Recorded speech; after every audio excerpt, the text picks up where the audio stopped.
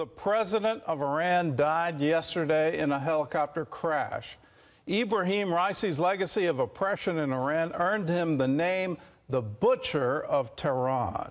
Chris Mitchell brings us this look at Raisi's actions against Israel and how his death may affect the turmoil in the Middle East.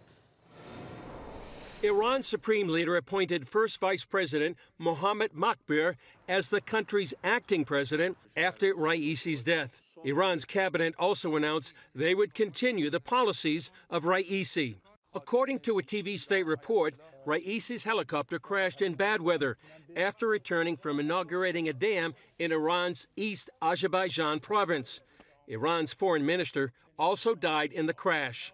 The crash comes after months of war between Iran's proxies, Hamas and Hezbollah, and Iran's unprecedented drone and missile attack in April.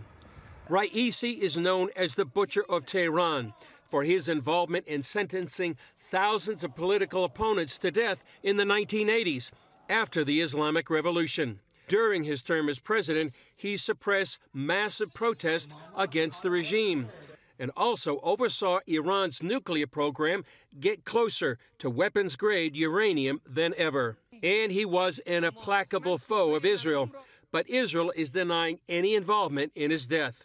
Also in Israel, Benny Gantz, a member of the war cabinet, publicly issued an ultimatum to Prime Minister Netanyahu.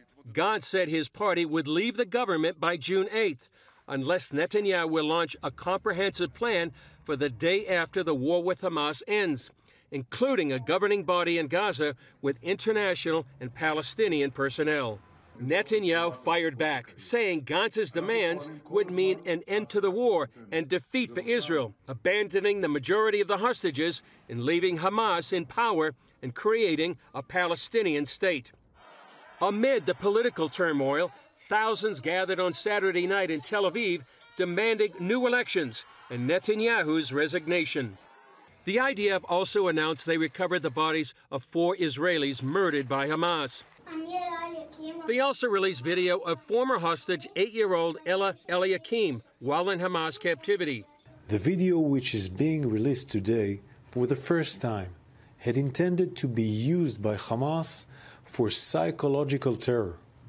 But Ella's family asked us to share it with the world, to expose Hamas's terror, to expose Hamas's cruelty, to expose Hamas's barbarism. At the Knesset, Representative Elise Stefanik of New York, the 4th-ranking Republican in the House, delivered a speech before Israel's parliament on Sunday, promising to support Israel and combat anti-Semitism. As long as I serve the American people, I will defend George Washington's vision of religious pluralism and freedom. Today, this means crushing anti-Semitism at home and supplying the state of Israel with what it needs, when it needs it, without conditions to achieve total victory in the face of evil. And today, the chief prosecutor of the International Criminal Court said he's seeking arrest warrants for Netanyahu and Defense Minister Yoav Gallant, as well as 3 Hamas leaders. The prosecutor believes they're responsible for war crimes and crimes against humanity in Gaza and Israel. For now, the focus is on Iran and what comes next in that country and what it means for Israel and the Middle East. Chris Mitchell, CBN News, Jerusalem.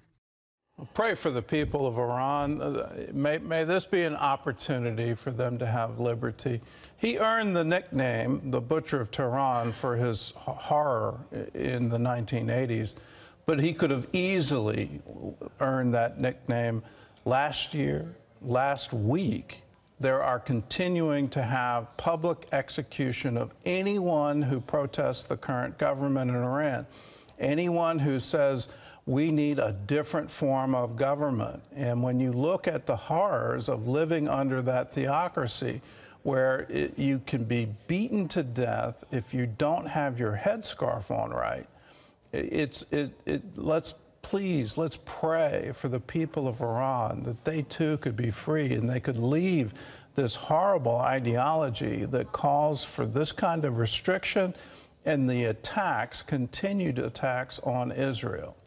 Turning to the ICC, one of the charges against Netanyahu is that somehow or other he's responsible for the starvation of a civilian population. Let me remind everyone watching, and I hope this goes around the world, there was a survey by Stanford University, and this was before October 7th. They concluded it in the months before. That found 2/3 of the population of Gaza had what we call food insecurity. That means they were hungry. They didn't know where their next meal was coming from. That was all under Hamas. Hamas has had control of Gaza since 2006.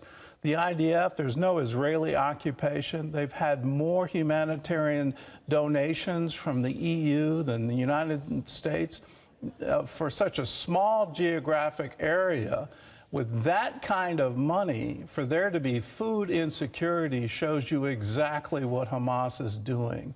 They don't care about the people of Gaza. They want to use them as human shields, and they're more than willing to starve them in order to get international sympathy. Who's been firing on the relief trucks? Who tried to stop the construction of the pier? All of that was Hamas. And for the ICC to say, well, it's Israel's fault? No, not on my watch. You don't get to do that. Hamas took all the international aid, plowed it into tunnels, plowed it into rocket launchers, and please be reminded, the rockets are still being fired against Israel.